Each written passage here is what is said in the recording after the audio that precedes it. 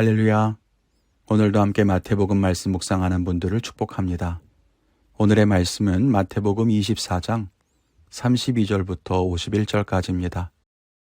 무화과 나무의 비유를 배우라. 그 가지가 연하여 지고 잎사귀를 내면 여름이 가까운 줄을 아나니 이와 같이 너희도 이 모든 일을 보거든 인자가 가까이 곧 문 앞에 이른 줄 알라. 내가 진실로 너희에게 말하노니 이 세대가 지나가기 전에 이 일이 다 일어나리라. 천지는 없어질지언정 내 말은 없어지지 아니하리라. 그러나 그 날과 그 때는 아무도 모르나니 하늘의 천사들도 아들도 모르고 오직 아버지만 아시느니라. 노아의 때와 같이 인자의 임함도 그러하리라. 홍수전에 노아가 방주에 들어가던 날까지 사람들이 먹고 마시고 장가들고 시집가고 있으면서 홍수가 나서 그들을 다 멸하기까지 깨닫지 못하였으니 인자의 임함도 이와 같으리라. 그때에 두 사람이 밭에 있음에 한 사람은 데려가고 한 사람은 버려둠을 당할 것이요 두 여자가 맷돌질을 하고 있음에 한 사람은 데려가고 한 사람은 버려둠을 당할 것이니라. 그러므로 깨어 있으라. 어느 날에 너희 주가 임할는지 너희가 알지 못함이니라. 너희도 아는 바니 만일 집주인이 도둑이 어느 시각에 올 줄을 알았더라면 깨어 있어 그 집을 뚫지 못하게 하였으리라. 이러므로 너희도 준비하고 있으라. 생각하지 않은 때에 인자가 오리라. 충성되고 지혜 있는 종이 되어 주인에게 그 집 사람들을 맡아 때를 따라 양식을 나눠줄 자가 누구냐. 주인이 올 때에 그 종이 이렇게 하는 것을 보면 그 종이 복이 있으리로다. 내가 진실로 너희에게 이르노니 주인이 그의 모든 소유를 그에게 맡기리라. 만일 그 악한 종이 마음에 생각하기를 주인이 더디 오리라 하여 동료들을 때리며 술 친구들과 더불어 먹고 마시게 되면 생각하지 않은 날 알지 못하는 시각에 그 종의 주인이 이르러 엄히 때리고 외식하는 자가 받는 벌에 처하리니 거기서 슬피 울며 이를 갈리라. 아멘. 예수님은 지난 본문에 이어서 계속 마지막 날에 대한 말씀을 이어가십니다. 앞의 본문에서 마지막 때가 되면 큰 환란이 있을 것이고 미혹하는 일들이 계속될 것이라고 하셨죠. 그러면서 어떤 기적이나 징조도 우리를 미혹할 수 있는 것이니 거기에 흔들리지 말라고 하셨습니다. 그리고 오늘 말씀을 이어가십니다.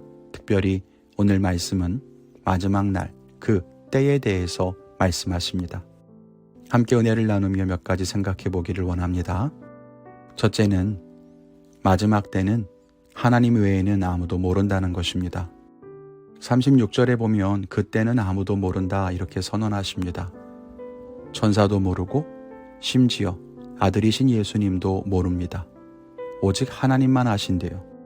그렇다면 우리는 마지막 날이 언제인가에 대해서 궁금해할 이유가 없습니다. 성경 말씀을 여기저기 끌어다가 날짜를 맞추려고 하는 시도하려는 것도 어리석은 일입니다. 그런 것에 현혹되지 마십시오. 성경은 비밀스러운 코드를 담아놓은 암호책이 아닙니다.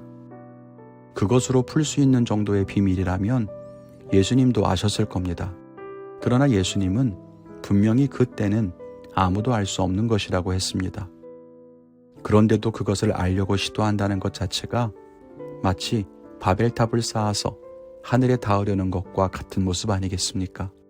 지난 묵상에서도 말씀드렸듯이 마지막 때에 대해서 우리가 가져야 하는 바른 태도는 그때가 언제인가 하는 것보다 우리는 그때를 위해 준비가 되어 있는가 하는 것입니다. 그러므로 여러분, 마지막 때와 심판의 날에 대해서 궁금해하지도 말고 그런 이야기에 미혹되지 않으시기 바랍니다. 혹 누가 마지막 날에 대해서 이야기하면 그 사람을 피하십시오. 하나님밖에 모르는 걸 말한다면 그가 하나님이거나 거짓말쟁이인 거 아니겠습니까?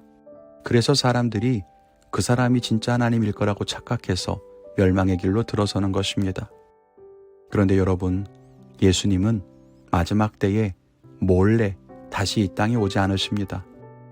온 천하가 볼 수 있게 오실 것이고 그것은 마지막 날이 이르렀다는 증거입니다.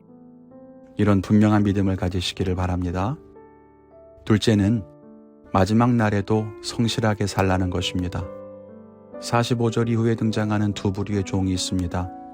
충성되고 지혜 있는 종은 주인이 돌보라고 한 집안 사람들에게 때를 따라서 양식을 나눠줍니다. 그냥 하던 대로 계속 맡은 일에 힘쓰는 거죠. 반면 악한 종은 주인이 안 올 거야 이렇게 생각하고 방탕한 삶을 삽니다. 그런데 생각지도 못한 때에 주인이 온 거예요. 그 순간 어떤 사람이 착한 종이고 어떤 사람이 악한 종인지가 드러납니다. 마지막 날에 대한 성도의 태도가 어떠해야 하는가를 잘 보여주는 대목입니다. 진정한 성도는 어제나 오늘이나 내일이나 한결같은 모습으로 살아가야 합니다. 주어진 사명에 최선을 다하고 주님의 일을 위해서 충성하며 살아야 합니다. 그 순간을 보시고 판단하시기 때문입니다. 하나님은 우리가 지금까지 어떻게 살아왔는가 보다 지금 내가 어떻게 살고 있는가를 보십니다.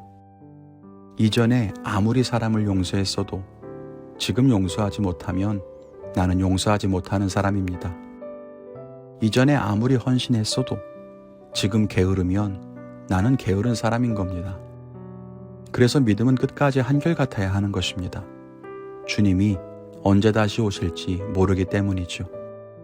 우리 성도님들이 오늘도 변함없는 모습으로 맡겨주신 일들을 감당하며 살아가는 모든 자리에서 하나님께 영광 돌리는 하루를 살기를 바랍니다. 오늘 저는 주어진 일에 최선을 다하겠습니다. 성실하고 거룩하게 주어진 일들을 해내겠습니다. 그것이 마지막 시대를 살아가는 진정한 신앙임을 기억하겠습니다. 여러분의 결단은 무엇입니까? 그 결단대로 살아가시기를 바랍니다. 이제 설 연휴가 시작됩니다. 가정에서 가족들을 만나실 때 그곳에서 우리가 해야 할 귀한 섬김을 감당하시기를 바랍니다. 마태복음 묵상도 연휴 기간에 잠시 쉬고 연휴가 끝난 후에 수요일에 다시 찾아뵙겠습니다. 그리고 미리 말씀드리자면 마태복음 말씀이 거의 끝나가는데요. 마태복음을 마치고 나면 구약의 출애굽 역사를 말씀 묵상을 통해 따라가 보려고 합니다. 출애굽기부터 여호수아까지 이스라엘의 광야 여정을 함께 묵상해 보려고 합니다. 계속해서 많은 관심 부탁드리고 또 함께 묵상해가는 시간이 되기를 바랍니다. 설 연휴 건강하고 안전하게 지나시기를 기도합니다. 감사합니다.